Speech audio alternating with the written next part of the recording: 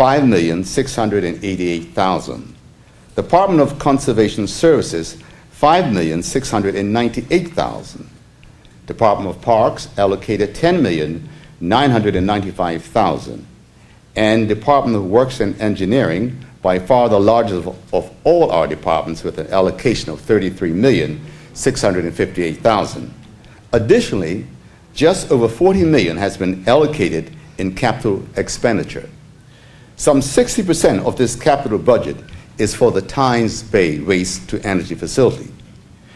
We incinerate 70,000 tons of solid waste a year.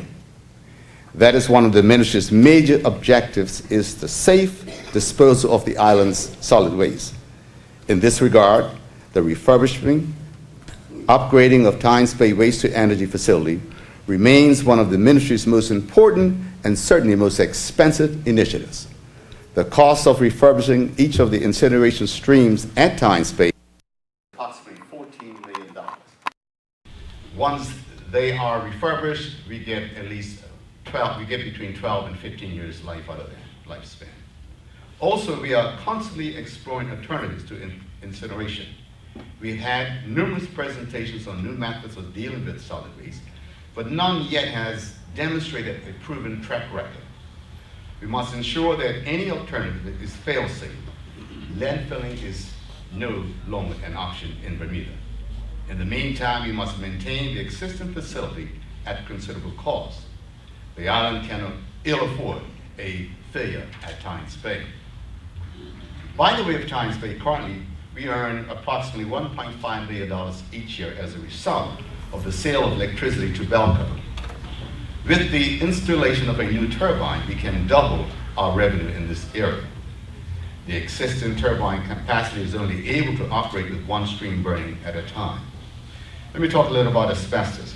During fiscal 2011-12, the government will proceed with the disposal of asbestos-containing material that has been stockpiled in Bermuda for the past 30 years, awaiting suitable disposal.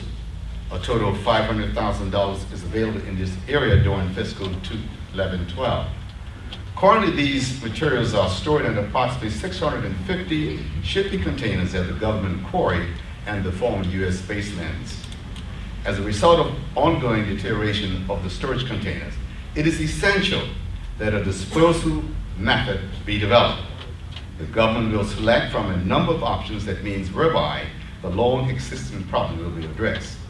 In June of 2010, the ministry discussed methods of asbestos disposal with environmental groups. There was tentative agreement with the method and location.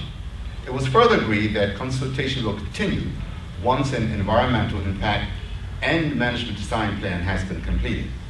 Since that time, we have learned of yet another method of disposal, but we are awaiting details of costs on that.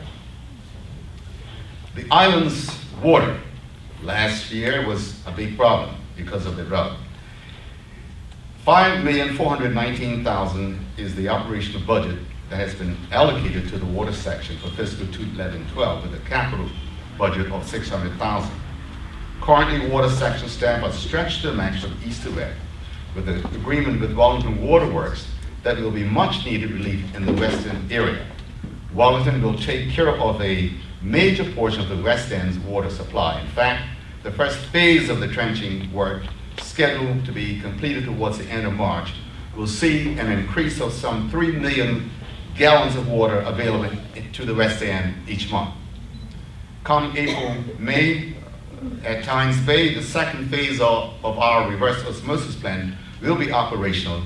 That will provide an additional 500,000 gallons per day for the central area. In the East End, we are just about completing 2 plants there. One in St. George's, one in Marginal Wharf. And so there will be much more water than we had in the past for the East End.